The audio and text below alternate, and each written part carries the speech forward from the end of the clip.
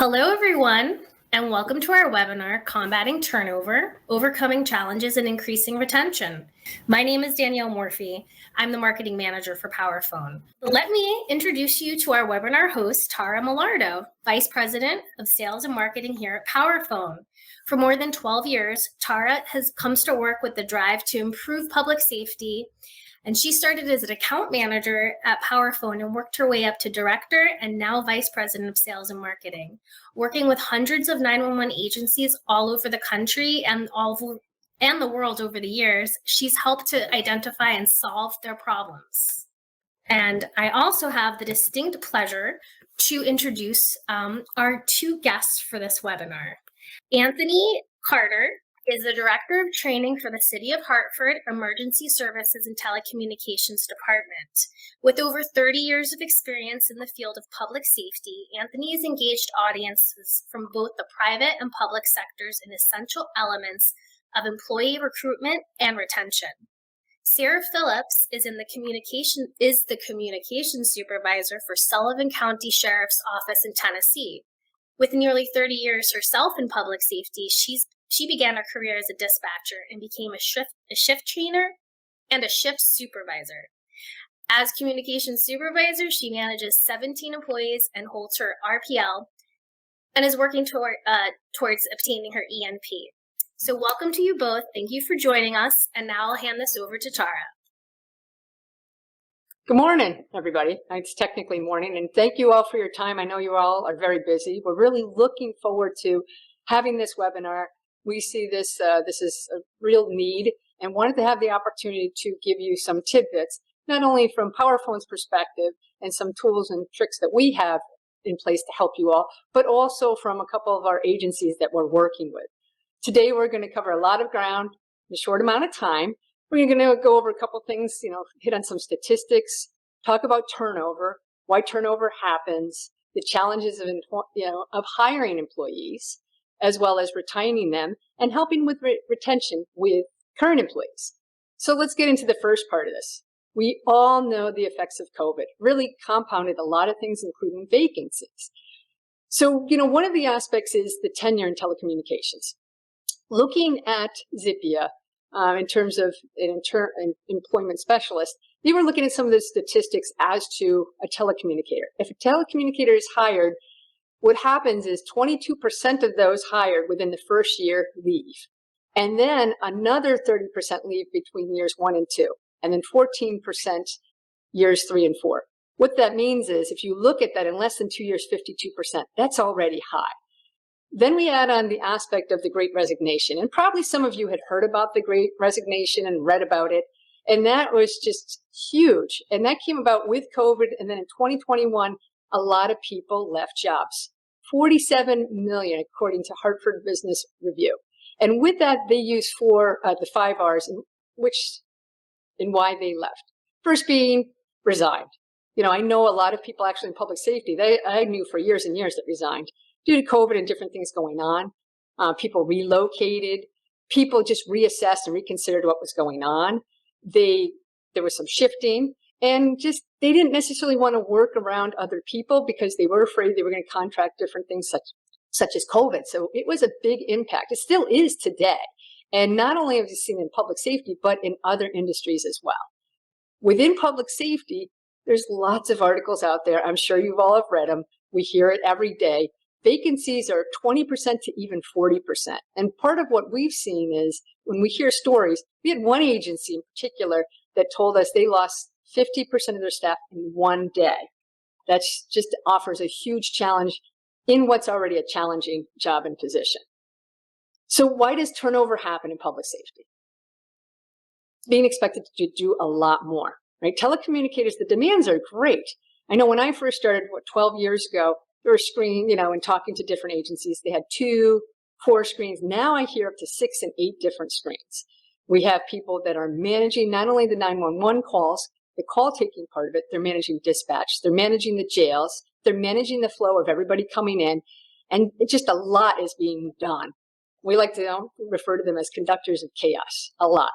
Long shifts, that's always been part of the business, but even longer, not the typical 8-hour day, typically 10, 12 hours, And recently we heard somebody that had to do 2 24s, which that's a long, long couple of days. The stress level, again, very high. The demands are incredible now, as well as not feeling supported. If someone's not feeling supported, whether internally or externally, it's going to make them question things and look at different options. And then we refer to the living wage, the cost. Everything is going up. We know gas, food, rent, mortgages, everything. So with that, the cost of living is more, you need to make more money. So sometimes with some of the 911 centers, that's a very real challenge. I know more of them are starting to deal with that, but those are several reasons why there is turnover. There's an effect, of course, with turnover. Shortages. What do these really mean? Increased call times. Now we've seen lots of articles and stories and heard lots of stories about that. Mandatory overtime, right? And some agencies, they have to, because they can't get people to stay, they mandate them to stay an extra shift. And that can be very demanding. As a result, it creates burnout. People get very overwhelmed, tired, and then they're going to look at different options. This costs agencies more money. It costs more agencies in the sense of overtime costs more, as well as bringing on a new person. Bringing on a new person costs between $50,000 and $75,000. And then if a call doesn't go well and there's a suit, that costs more money. So there's a real cost to this all. Now, if you're going to fill positions, right, there's these challenges that you're up against in filling these new positions. First, who wants to be a telecommunicator? That's one of the aspects in terms of handling a high-stress situation, dealing with intense callers, even intense on-scene responders. And then you want to find somebody who can multitask. And that's a challenge too. We heard a really good story that we wanted to share today in terms of an interviewing technique. One of the agencies, what they do when they interview somebody is they give the interviewee a stack of cards. And with that stack of cards, they ask the interviewee to sort by suit and by order while they're asking questions. So they found that to be very effective to find out if somebody could multitask. I always consider myself a good multitasker, but I don't know whether I could do it. That's challenging within itself. And then the other aspect, passing the background check, right? We know how challenging that is because you all are, and the potential new hire is exposed to all sorts of information. There are all these background checks that have to be gone through. So then we've got the whole idea of what if we could keep employees, right? Not to say you can keep every one of them, but if we can retain more of the telecommunicators, then you don't necessarily have to hire as many. So how do you do that? Well, one of the aspects is faster dispatching. What do we mean? Well, part of it is having some tools in place. If you are in a situation where you're winging it and you don't have something to reference, it can be challenging. And we know veteran telecommunicators, they know the questions to ask, but sometimes everybody has an off day. I always like to use the analogy of shopping. Yesterday I went shopping, went to my favorite store, Trader Joe's. And Trader Joe's I love, but I didn't bring a list. And I knew certain things I had to get, but I'm going and I'm shopping. I get out of Trader Joe's and guess what I forgot? Half and half for my coffee. So the difference is not having something to reference, and granted shopping is definitely less intense than handling a 911 call, but there's a probability of missing something critical. So in a 911 call, how many times do we hear the question, about weapons being missed? And again, a lot of great people handling a lot of these calls, but sometimes it happens. We are human beings. So having a tool in place that can help give support, but not so rigid where you're being asked or having to ask every single question. Our total response software is a software that we have many of our agencies using to help with this process, whether it be a brand new employee or someone who has been in the role for years. This helps give them guidance, asking questions as they need to ask questions, and figuring out what to do with that call quickly, as well as handling it and using it for all calls. Many of the agencies have something in place for BMD and medical calls. And yes, very important. Statistically, though, medical calls make up 10 to 20% of all calls. What about the other 80 to 90% of those calls, right? Domestics, assaults. I can go through the whole list.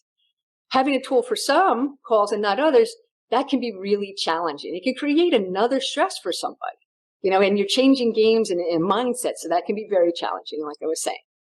As well as if you don't have a tool, access to a tool. and you have to deliver CPR instructions. Trying to remember that can be challenging because you're managing all these different aspects, control bleeding, etc. So within Total Response, we do have these tools accessible literally one click away. It also helps to provide pre-arrival instructions. And again, everybody thinks of pre-arrival instructions for medical calls. What about everything, else? Helping prepare a scene. Pre-arrival instructions can help. Not only are they life savings, but it can help preserve life and preserve property. So again, having something accessible can make it easier for those people picking up the phone. Now, you want to have a tool also that works end to end.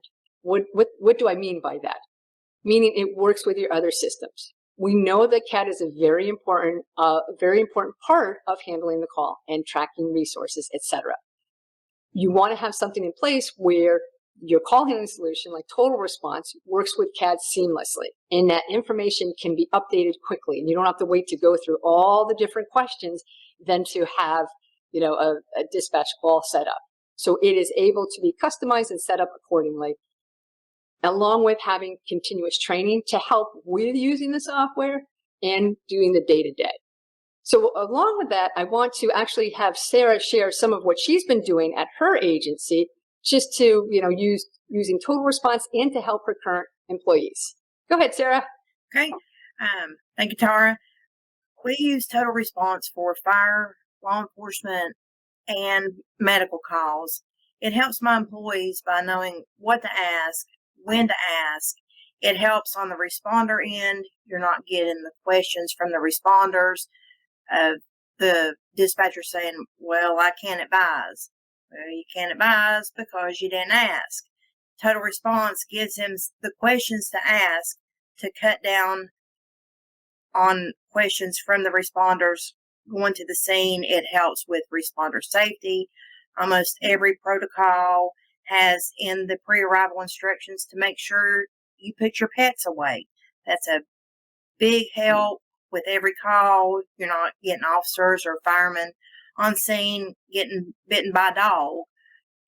You check around the area, have them tell about any dangers going into the scene, such as a large hole in the yard, anything like that. It helps them to be confident because the questions are there for them. They don't have to guess or remember. It's just a great tool all around. Excellent. Well, thank you. I want to share this one story, and then we'll shift gears a little bit. But we did have one of our directors, and what she ended up doing is she ended up investing in Total Response for her agency. She saw the great benefits of it. But anytime you make a change, and we run into this here, I've run into this over years. If I make a change with staff, they're a little hesitant.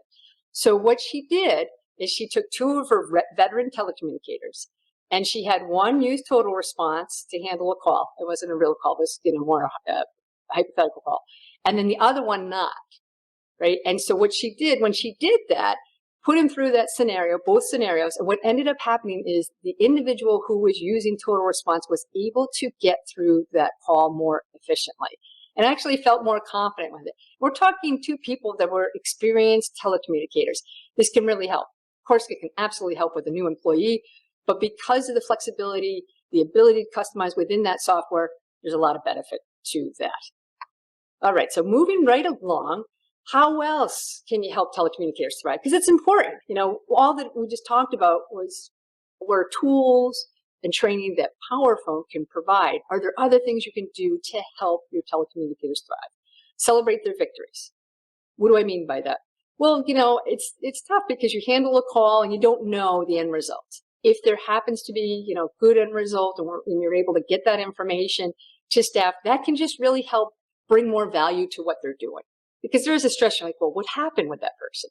I know you're not able to do it for every call, but if there's some of those calls, that can just give some different feedback and help them in general and reinforce everything that they're doing.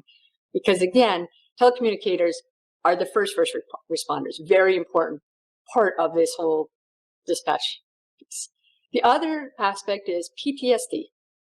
PTSD is very real. I know in terms of on-scene responders, there have been some steps taken, and now with telecommunicators in general. We've heard some different things that agencies are doing to help with this, setting up a quiet room, and things like making sure there's mental health resources there. Because, I'm talking to so many telecommunicators over the years, there's always one or two calls that kind of sticks with you. And that can build up over time. So to help keep telecommunicators healthy and help them thrive in a very stressful situation, that can really help. As well as making sure that, the living wages are in place. Again, we do understand some of you don't have as much control on that, but if you can have some of the stakeholders understand the value in that, that can really help telecommunicators thrive. So let's talk about bringing on new employees. And what we wanted to do is we heard a really good story of what Hartford Communications is doing. So now we'll have Anthony talk a little bit about what they're doing there to help bring on new employees. Thanks, Sara. I think one of the keys to our success we're having here in Hartford is rooted in this belief that with involvement comes commitment. And that goes to the point you just made earlier about having stakeholders involved. Here in Hartford, our stakeholders, when I say that, I'm mentioning offices like the Office of the Mayor, the COO, so you have that high level, executive level involvement. Human resources, making sure the director of human resources understands the need for massive hiring and the actual issues that are going on. There has to be a collaboration between the union and management. We have a great relationship with the union here in Hartford, and that just makes for an ease of flow of information between us. And also making sure that the current staff realize that we're making every step, taking all the steps possible to improve their working conditions and to help them realize their involvement in making the new folks that come on feel comfortable in this environment. With regard to competitive wages, some great stuff has happened here. We have raised the wages here for our new trainees by $10,000. We offer a couple of different incentives. One is a sign-on bonus, and that ranges anywhere between $1,500 to $2,000. And here's the kicker: if you stay with us longer than 12 months, then you pick up another $1,500 to $2,000 for that. And then also on that third bullet point there, professionalism and instilling a sense of a great work culture or professional environment for everyone to feel comfortable here, both for the existing staff and the folks that we are onboarding into our system. I think that that's contributed to the large success that we're having here at Hartford ES&T. Great. All right. Well, thank you.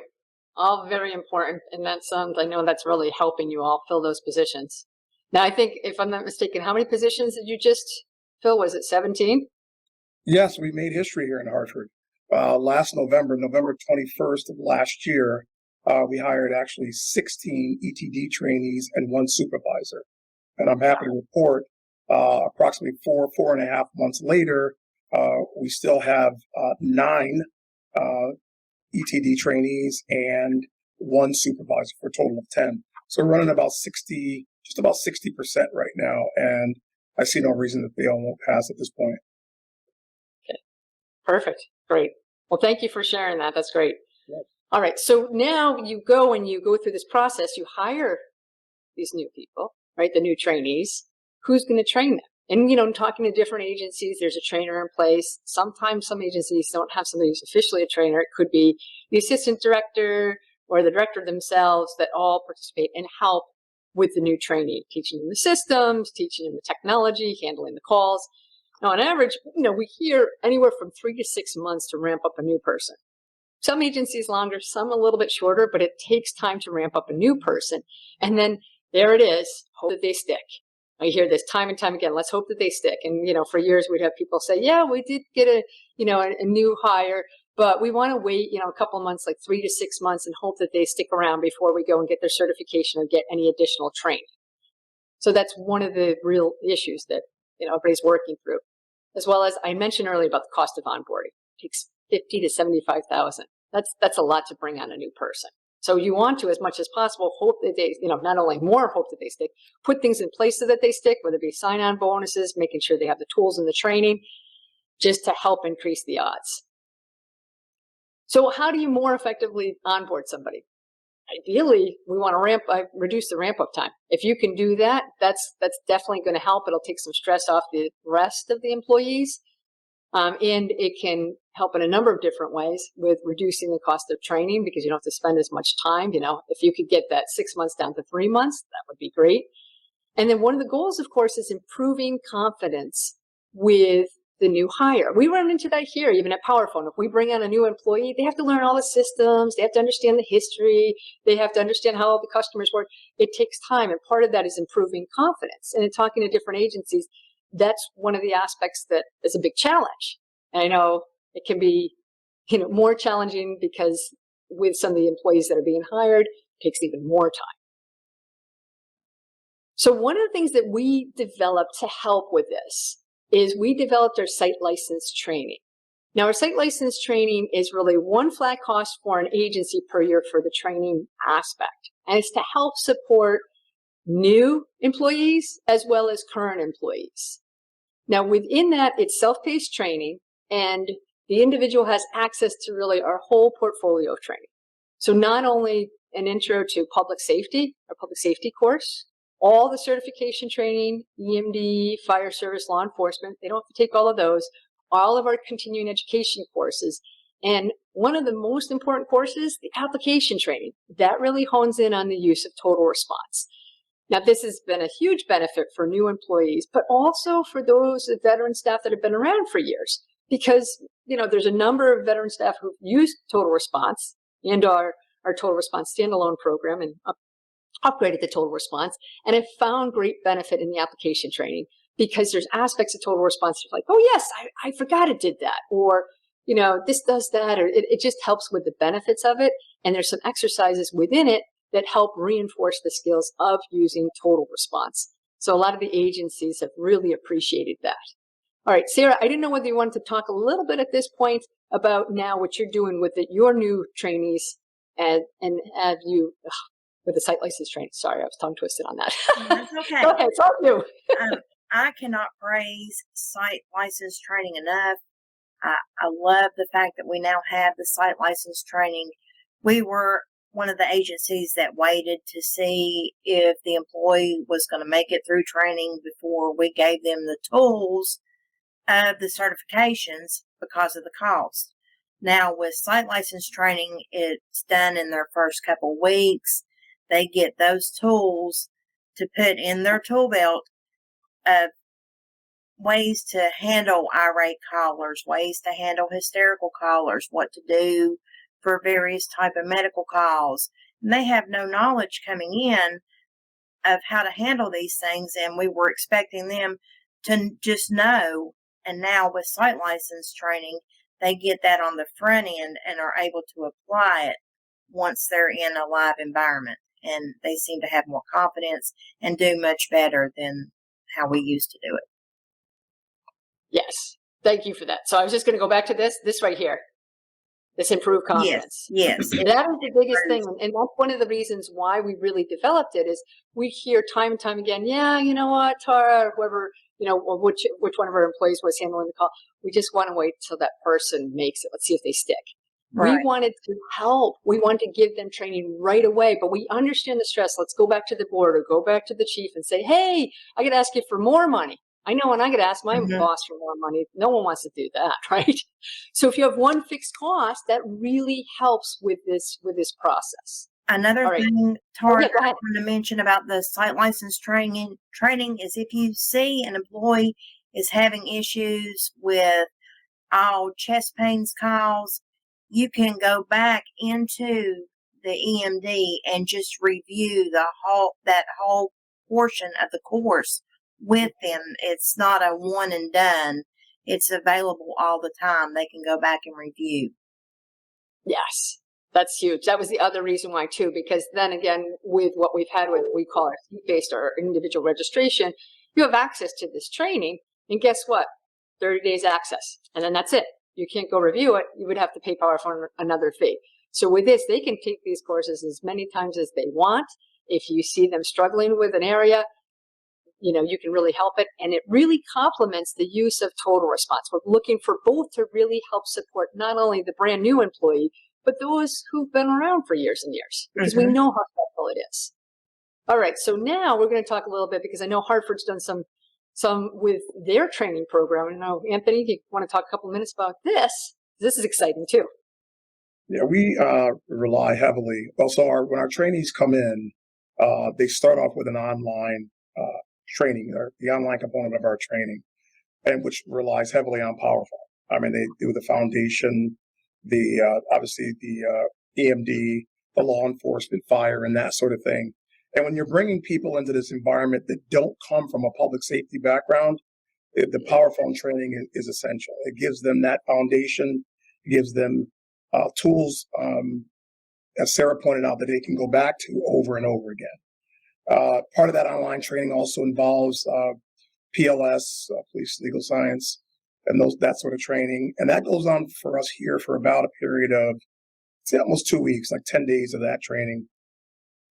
And then when I got here, we had, like many other places, we're suffering from shortages of staffing. So our traditional training methods they just wouldn't work here.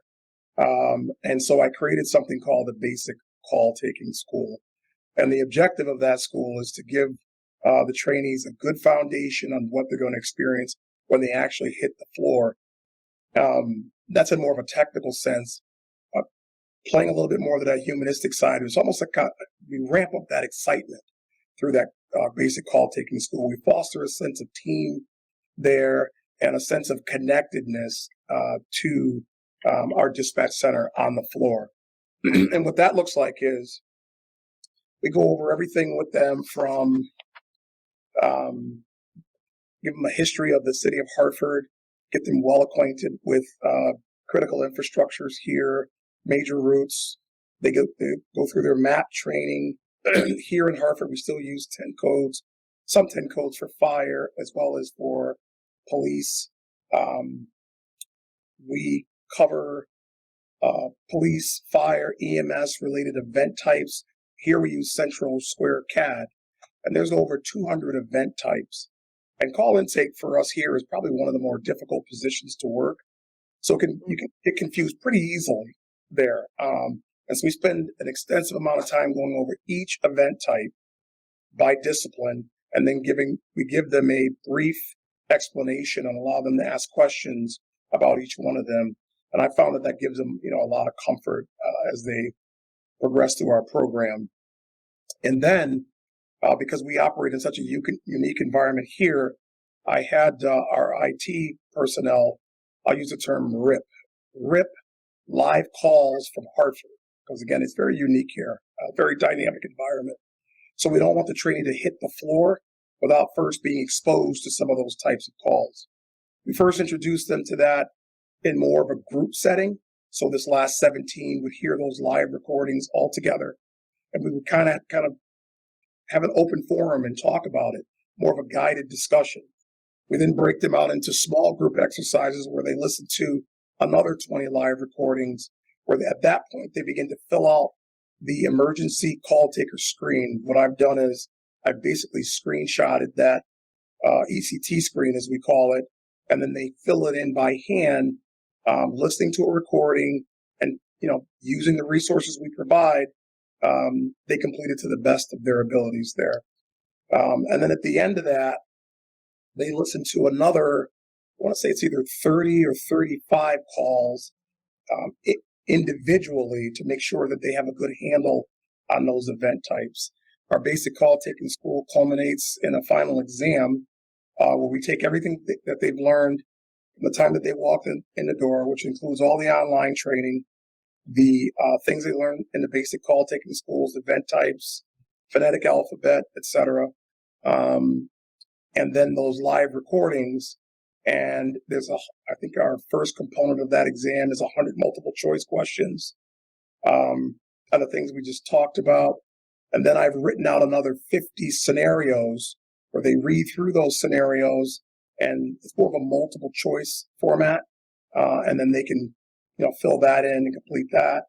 Then the final assessment is they have to listen to 50 live calls on their own and fill out ECT screens to make sure that they are able to operate with minimum efficiency when they hit the floor.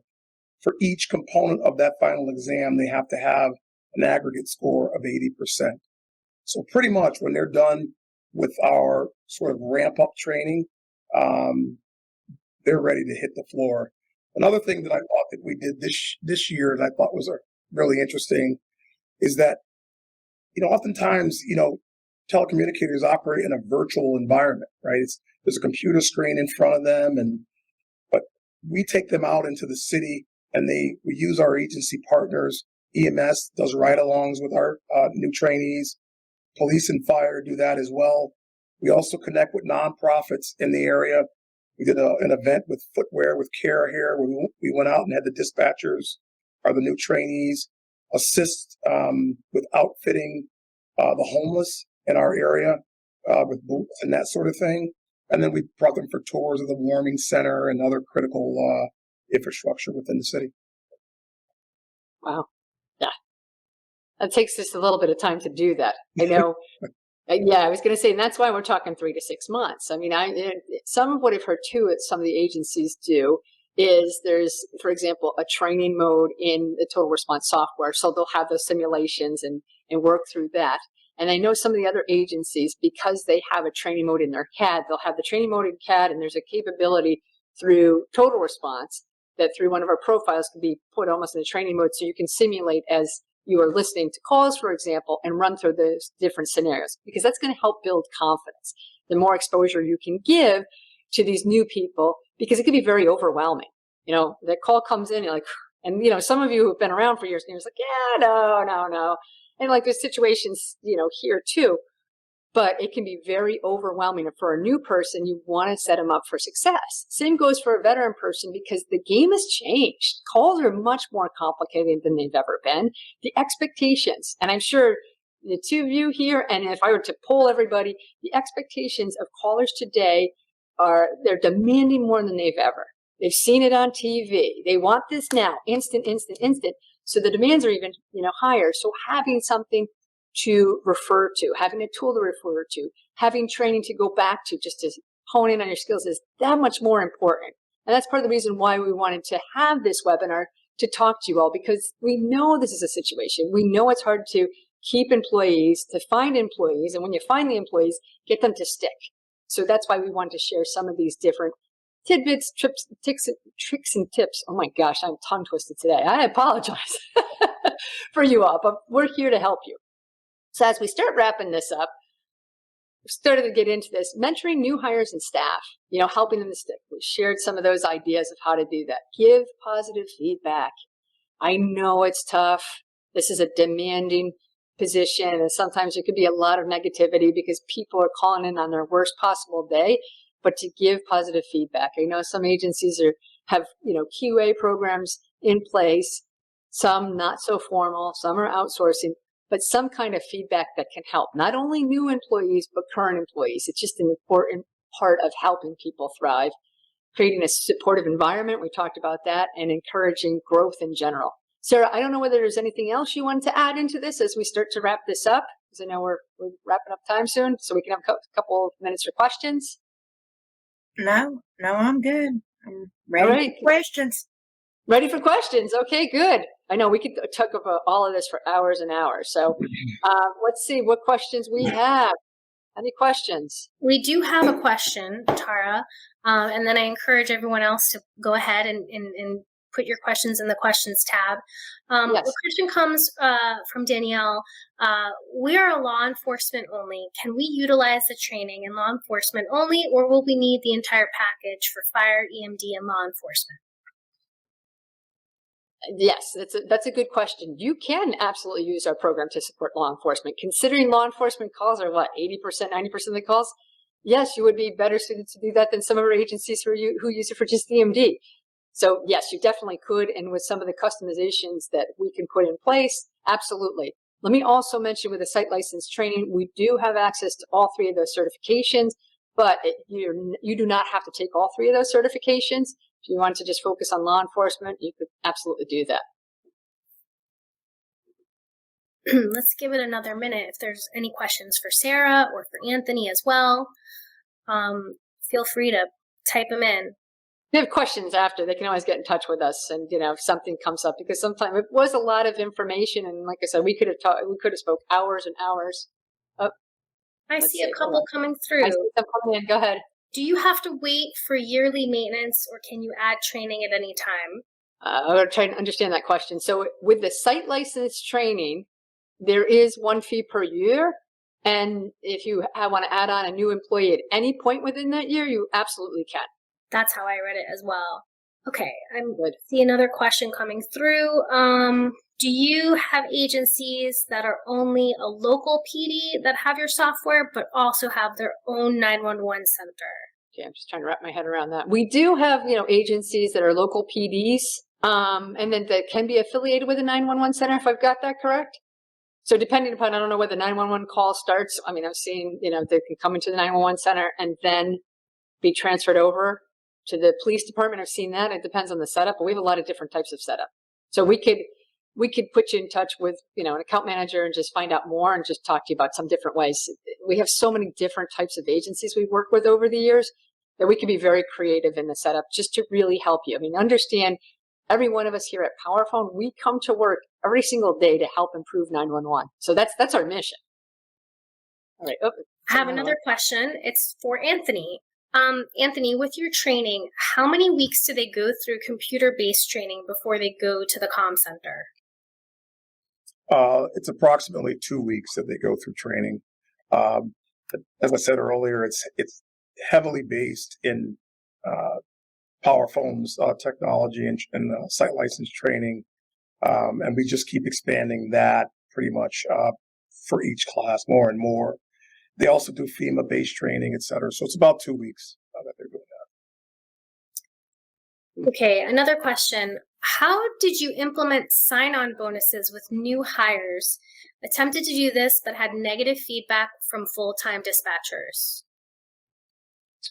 Our director, Sue Webster, has been around for quite a while, and she has a great relationship with the unions and folks at City Hall there. So it's just a matter, I think, of getting everyone to kind of see the big picture, the need to hire. That's what I meant earlier about having stakeholders understand the critical nature of what we're dealing with, and that it's going to take all of us to kind of roll up our sleeves to fix the problem. And so I think that's how it got solved. Yeah. Fantastic. I'll do a last call for any more questions for Tara, Anthony. Here comes one. Oh, couple. Okay, let's see. A comment versus question. Willimantic 911 went with the site license about 6 months ago. I have had very successful results with new and long duration dispatchers. It's worked well with retraining of some challenges. Oh, that's a great. Thank you. That's great. Another question. Do we have to wait for our maintenance date to add site license training, or can we prorate it? We can work with you. We can prorate it. Remember, our mission is to help 911.